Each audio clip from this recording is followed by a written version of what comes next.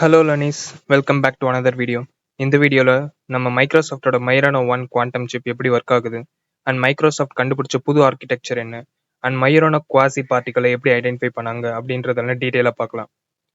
Last video கமெண்ட்டில் நிறைய பேர் லைக் ரத்தினவேல், அஸ்வத், பரத், அப்துல் ரஹ்மான், ஒய்ஜே சென்சன் ஃபீட்பேக் கொடுத்துருந்தீங்க. எல்லாருக்கும் ரொம்ப நன்றி. இந்த ஃபீட்பேக்கெல்லாம் நான் கேதர் பண்ணிவிட்டு அப்கமிங் வீடியோஸில் இம்ப்ளிமெண்ட் பண்ண ட்ரை பண்ணுறேன். ஸோ ஸ்ட்ரைட்டாக வீடியோக்குள்ளே போயிடலாம். என் பேர் சஞ்சய், நீங்க பார்த்துட்டு இருக்கிறது ஸ்கோர். Let's go. இமேஜின் பண்ணி பாருங்க, அதாவது நம்மளால லாஸ் ஆஃப் நேச்சர் அக்யூரேட்டா மாடல் பண்ண முடியும்னா அந்த உலகம் எப்படி இருக்கும்னு. எஸ், இந்த குவாண்டம் கம்ப்யூட்டிங்கால அதை அச்சீவ் பண்ண முடியும். ஸோ ஃபர்ஸ்ட், குவாண்டம் கம்ப்யூட்டிங்னா என்னன்னு தெரியாதவங்களுக்கு ஒரு சின்ன எக்ஸாம்பிள் சொல்றேன். இப்போ ஒரு ப்ராப்ளம் உலகத்துல இருக்கிற எல்லா computers which include super computer அதெல்லாம் வச்சும் நம்மளால சால்வ் பண்ண முடியலைன்னா கூட இந்த குவாண்டம் சிப் ஈஸியாக அதை சால்வ் பண்ணிடும் வித் ரீசனபிள் டைம். அண்ட் அந்த குவாண்டம் சிப்போட சைஸ் உங்கள் உள்ளங்கை அளவு தான் இருக்கும். Sounds Crazy, right? இன்னொரு எக்ஸாம்பிள் சொல்லணும்னா, ஒரு லேப்டாப்பால் 10 எலக்ட்ரான்ஸை சால்வ் பண்ண முடியும், ஒரு சூப்பர் கம்ப்யூட்டரால் 20 எலக்ட்ரான்ஸை சால்வ் பண்ண முடியும். ஆனால் எந்த கிளாசிக் கம்ப்யூட்டராலையும் 30, 40 ஆர் 50 எலக்ட்ரான்ஸோட பிஹேவியரை சால்வ் பண்ண முடியாது. ஆனால் குவாண்டம் கம்ப்யூட்டரில் ஈஸியாக ஒரு மினிமம் டைம் ஆஃப் அமௌண்ட்லேயே சால்வ் பண்ண முடியும். இந்த எலக்ட்ரான்ஸோட பிஹேவியரை சால்வ் பண்ணுறது என்னன்னு குழப்பமா இருக்கா? இதுக்கான ஆன்சர் இந்த வீடியோவில் உங்களுக்கு கிடைக்கும். ஸோ வீடியோ ஃபுல்லாக பாருங்கள், ரொம்ப இன்ட்ரெஸ்டிங்காக போக போகுது. பிஃபோர் குவாண்டம் கம்ப்யூட்டர்ஸை பற்றி தெரிஞ்சுக்கிறதுக்கு முன்னாடி பேசிக் கம்ப்யூட்டர்ஸ் எப்படி ஒர்க் ஆகுதுன்னு நம்ம தெரிஞ்சுக்கணும். பேசிக் கம்ப்யூட்டரில் இன்ஃபர்மேஷனை நம்ம இதர் ஜீரோஸ் ஆர் ஒன்ஸாக தானே டிரான்ஸ்மிட் பண்ணுவோம் through transistors, which is normally a gate for flowing current, either 5 voltage which is 1 or 0 voltage which represents 0. நீங்கள் ஸ்கூல் இல்லை காலேஜ்லலாம் கேட்ஸை பற்றி படிச்சிருப்பீங்க கரெக்டாக? Like AND gate, OR gate, XOR gate, NOR gate, அந்த மாதிரிலாம். அதெல்லாம் இந்த டிரான்சிஸ்டர் வச்சு தான் பில்ட் பண்ணுறாங்க. இப்போ நம்ம இந்த சைட் குவாண்டம் கம்ப்யூட்டர் பார்த்தோம்னா இதில் கிளாசிக்கல் கம்ப்யூட்டர் மாதிரி நார்மல் பிட்ஸ் யூஸ் பண்ணுறது இல்லை. அதுக்கு பதிலாக கியூபிட்ஸ் ஆர் குவாண்டம் பிட்ஸ்ன்னு சொல்லுவாங்க, அதை தான் யூஸ் பண்ணுறாங்க. இந்த கியூபிட்ஸ் வந்து 0வாகவும் இருக்கும், 1ஆகவும் இருக்கும், இல்லை சூப்பர் பொசிஷன், அதாவது போத் 0 அண்ட் 1ஆகவும் அட் அ டைமில் இருக்கும். சூப்பர் பொசிஷனுக்கு ஒரு ஈஸி எக்ஸாம்பிள் சொல்லணும்னா, நீங்கள் ஒரு 1 ரூபி காயினை டாஸ் பண்ணுறீங்கன்னு வைங்க. கிளாசிக்கல் ரெப்ரசன்டேஷனில் அது ஒன்ஸ் ஹெட்டாக இருக்கும், அப்படி இல்லைன்னா டெய்லாக இருக்கும். ஆனால் சூப்பர் பொசிஷனில் அது போத் ஹெட் அண்ட் டெய்லாகவும் அட் அ டைமில் இருக்கும். இப்போ கியூபிட்ஸ் கிரியேட் பண்ணுறதுக்கு நிறைய வழி இருக்குது, ஆனால் குவாண்டம் கம்ப்யூட்டிங் ஸ்லோவாக ப்ராக்ரஸ் ஆகிட்டு இருக்கு. அது ஏன்னா industry like Google, IBM and etcetera இவங்கெல்லாம் கியூபிட்ஸை ரிலையபிளாக ரெசிஸ்டண்ட்டாக வச்சுக்க ஸ்ட்ரகிள் பண்ணிட்டு இருக்காங்க. அதுக்கான மெயின் ரீசன் நாய்ஸ். இங்கே நாய்ஸ் அப்படின்றது சவுண்ட் இல்லை, it was mobile signals, electromagnetic signals, radiations etcetera which causes the electrons to lose and mislead the total calculation that has been made in a quantum chip. ஆனால் மைக்ரோசாஃப்டோட இந்த புது architecture இந்த noise எஃபிஷியன்ட்ல handle பண்ணுறாங்க with help of topological superconductor, which also works by entangling the qubits. என்டாங்கிள்மெண்ட்னா 2 பார்ட்டிகிள்ஸை collide ஆக வைப்பாங்க. இப்படி கொலைட் ஆகுறனால ஒரு பார்ட்டிகளோட ஸ்டேட் இன்னொரு பார்ட்டிகளோட ஸ்டேட்டை டிட்டர்மைன் பண்ண முடியும். ஃபார் எக்ஸாம்பிள், ஆஃப்டர் என்டாங்கிள்மெண்ட் ஒரு பார்ட்டிகளை அப்வர்ட் டைரக்ஷனில் ரொட்டேட் ஆகுதுன்னா இன்னொரு பார்ட்டிகள் டவுன்வர்ட் டைரக்ஷனில் ரொட்டேட் ஆகும்.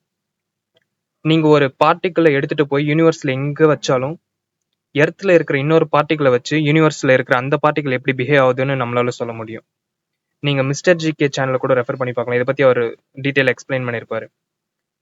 இன் மைக்ரோசாஃப்ட் ஆர்கிடெக்சர்ஸ் கியூபிட் வந்து பேர் ஆஃப் ஃபெர்மியானிக் மோட்ஸாக அரேஞ்ச் ஆகியிருக்கும். அண்ட் ஒவ்வொரு பிட்டும், அதாவது கியூபிட்டும் 4 மைரோனா 0 மோட்ஸால் என்கிரிப்ட் ஆகியிருக்கும். ஸோ இதோட ஹெல்ப்பால் குவாண்டம் இன்ஃபர்மேஷன் எல்லாம் அந்த சிப்பில் வேறு வேறு லொக்கேஷனில் ஸ்ப்ரெட் ஆகியிருக்கும். டாப்பாலஜிக்கல் சூப்பர் கண்டக்டர் பற்றி பார்க்கறதுக்கு முன்னாடி செமி கண்டக்டர் அண்ட் சூப்பர் கண்டக்டரை பற்றி குயிக்காக பார்த்துடலாம். செமி கண்டக்டருக்கு ஒரு எக்ஸாம்பிள் எடுத்துக்கிட்டோம்னா டிவி ரிமோட் எடுத்துக்கலாம். ரிமோட்டை நீங்கள் பிரித்து பார்த்தீங்கன்னா அதோட பட்டன் கீழே ஒரு ஸ்மால் கண்டக்டிவ் பிளேட் இருக்கும், which is usually made up of carbon and metal.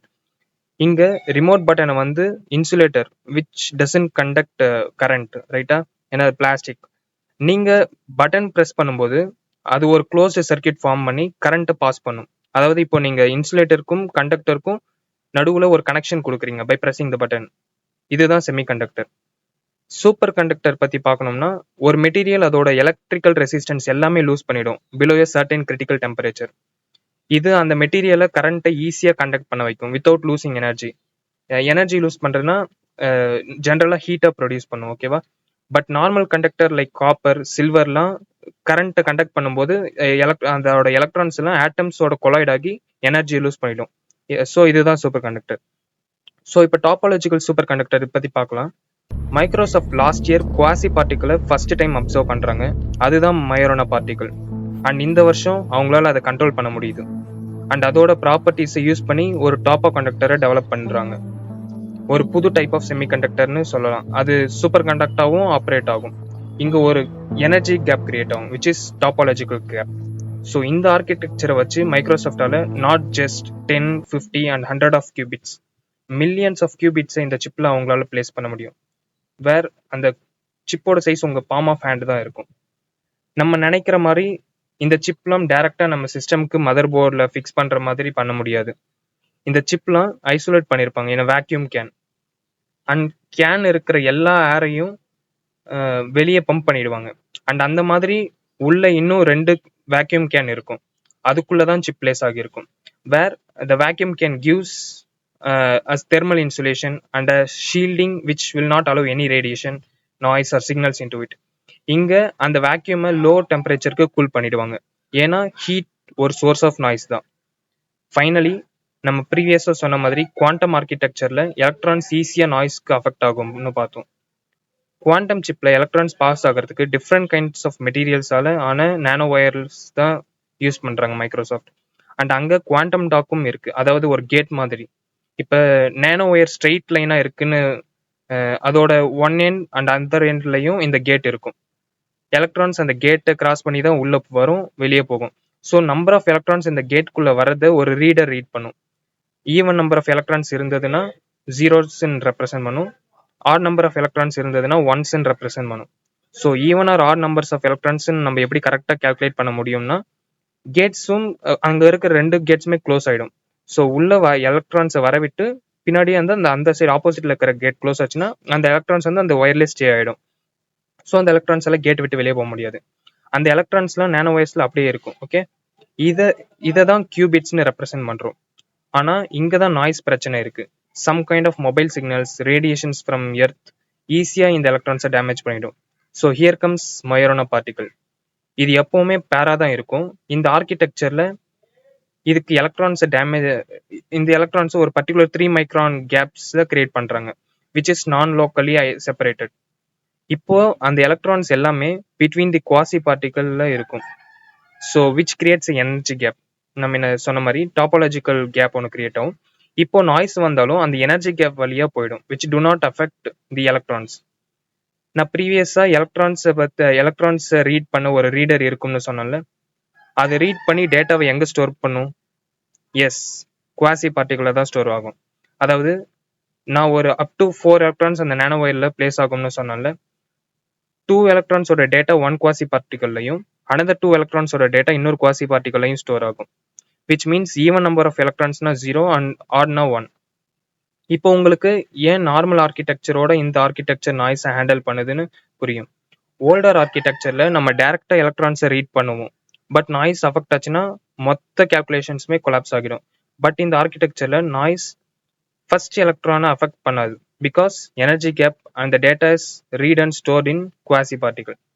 So இப்போ உங்களுக்கு ஒரு கொஷின் வரலாம், அப்போ இந்த குவாசி பார்ட்டிகல் நாய்ஸ்க்கு அஃபெக்ட் ஆகாதா அப்படின்ட்டு. மோஸ்ட்லி அது அஃபெக்ட் ஆகாது. பட் இன்கேஸ் அஃபெக்ட் பண்ணுச்சுன்னா அப்போவுமே அந்த நாய்ஸ் போத் கியூபிட்ஸையும் அட் அ டைம் அஃபெக்ட் பண்ணாது. கரெக்டாக ஒரு கியூபிட்டை தான் அஃபெக்ட் பண்ணும். அப்போ நம்மளுக்கு இன்ஃபர்மேஷன் இன்னொரு கியூபிட்ல நம்மளால கெட் பண்ண முடியும். Were also it is being என்டாங்கிள்ட். நம்ம என்ன சொன்ன மாதிரி ஒரு ப்ராப்பர்ட்டி வச்சு நம்மளால இன்னொரு ப்ராப்பர்ட்டி கெஸ் பண்ண முடியும், ரைட்டா? அதாவது நம்மளால சொல்ல முடியும், கெஸ்ன்னு இல்லை, அது கன்ஃபார்மாக இதுதான் சொல்ல முடியும். ஸோ இந்த கேல்குலேஷன்ஸ் எல்லாமே அவங்க சிஸ்டம்ல மானிட்டர் பண்ணிட்டே இருப்பாங்க. பட் மைக்ரோசாஃப்ட் இந்த கேப்பை ஃபில் பண்ண இன்னொரு ரீடர் டிவைஸை வேற செக்ஷன் ஆஃப் அந்த சிப்ல வேற செக்ஷன் வைக்க ட்ரை பண்ணிட்டு இருக்காங்க. Because quality is very much important then quantity of qubits, ரைட்டா? இப்போ வரைக்கும் நான் உங்ககிட்ட 2 கியூபிட்ஸை வச்சு தான் எக்ஸ்பிளைன் பண்ணேன். மைக்ரோசாஃப்ட் இப்போ இந்த ஃபுல்லி ஃபங்க்ஷனல் கியூபிட்டை ரெடி பண்ணுறாங்களோ அப்போ அவங்க மல்டிபிள் கியூபிட்டை அட் அ டைம் ஒர்க் பண்ணுற மாதிரி ஸ்கேல் பண்ணுவாங்க to capture the market. For example இந்த டேபிள பார்த்தீங்கன்னா, எந்த கம்பெனி எவ்வளோ கியூபிட்ஸை இப்போ வரைக்கும் ஒரு சிப்ல டிசைன் பண்ணியிருக்காங்கன்னு தெரியும். மைக்ரோசாஃப்ட்டோட இந்த ஆர்க்கிடெக்சர் மில்லியன்ஸ் ஆஃப் கியூபிட்ஸை ஒரே சிப்ல வைக்க முடியும். அப்படின்றதால இந்த டெஸ்டிங் சக்ஸஸ் ஆச்சுன்னா நம்ம நினைச்சு கூட பார்க்க முடியாத அளவுக்கு பவரான மிஷின் நம்மகிட்ட இருக்கும். அதால ஒரு புது மாலிகுலை கண்டுபிடிக்க முடியும், புது மெடிசன் ட்ரக்ஸை கண்டுபிடிக்க முடியும், குவாண்டம் என்கிரிப்ஷன்ஸ் கொண்டு வர முடியும். வேற ஸ்மால் நாய்ஸ் வந்தாலே மொத்த டேட்டாவும் செக்யூர் பண்ணிடும், which is not possible to break. இன்னும் நிறைய பேருக்கு குவாசி பார்ட்டிகல்னா என்னன்னு ஒரு டவுட் இருக்கும். ஆக்சுவலாக குவாசி பார்ட்டிகிள் அதாவது மைரோனா பார்ட்டிகிள் ஒரு ஃபிசிக்கல் பார்ட்டிகிளே இல்லை. அப்போ மைக்ரோசாஃப்ட் யூஸ் பண்ணிட்டு இருக்கிறது என்னது? Well, the weird thing is, நம்ம ஒரு ரைட் குரூப் ஆஃப் ஆட்டம்ஸை ஒன்னா எடுத்துட்டு வந்து அதை ரைட் கான்ஃபிகரேஷன்ல இது பண்ணோம்னா அதோட எலக்ட்ரான்ஸ் எல்லாம் ஒரு மாதிரி ஸ்பெசிஃபிக் பிஹேவியர்ல ஆக்ட் ஆகும். அண்ட் அந்த பிஹேவியர் சேம் அஸ் மயோரோனா பார்ட்டிகிளாட்டுமே இருக்கும். அது இங்க ஆக்சுவலா இந்த மயோரோனா பார்ட்டிகிள் வந்து பிசிக்கல் பார்ட்டிகிளே இல்லை. நம்ம இந்த பிஹேவியரை ஒரு பார்ட்டிகிளை மென்ஷன் பண்றோம், அதுதான் quasi particle, which is amazingly have the same properties as real particle. ஆனா அந்த ப்ராப்பர்ட்டிஸ் எல்லாம் குரூப் ஆஃப் எலக்ட்ரான்ஸ் கிட்ட இருந்து தான் வருது. ஸோ ஒரு சம்மரியா சொல்லணும்னா, நம்ம ஒரு ரைட் காம்பினேஷன் ஆஃப் ஆட்டம்ஸ் ஒன்று வச்சோம்னா அதோட எலக்ட்ரான்ஸ்லாம் ஒரு மாதிரி பிஹேவ் பண்ணும், அதுதான் மைரோனா பார்ட்டிகிள். அண்ட் இந்த மைரோனா பார்ட்டிகிள் எக்ஸிபிட்ஸ் டாபாலஜிக்கல் ப்ராப்பர்ட்டிஸ். இதுதான் இந்த பார்ட்டிகிளை மோர் நாய்ஸ் கிட்ட இருந்து ப்ரொடெக்டடா வச்சுக்குது. ஸோ இதை யூஸ் பண்ணி தான் நம்ம ஒரு கியூபிட் பில்ட் பண்ணோம்னா அதுதான் noise resistant cubit, which is used as basis for quantum computing. இப்போ உங்களுக்கு புரிஞ்சிருக்கும் நம்புறேன். So that's it learners. இப்போ பார்த்த வரைக்கும் உங்களுக்கு ஏதாவது கான்செப்டில் டவுட் இருந்தால் கண்டிப்பாக உங்கள் டவுட்ஸை கமெண்ட் செக்ஷனில் போஸ்ட் பண்ணுங்கள். நான் அது ரிலேட்டடாக ஒரு டீட்டெயில்டான வீடியோ போடுறேன். Please like, share this video to your friends and subscribe to the channel so that this video will reach more people so they can learn too. I will see you on another video. Until then, bye. Sanjay Kumar. Have a great day. Cheers, learnies.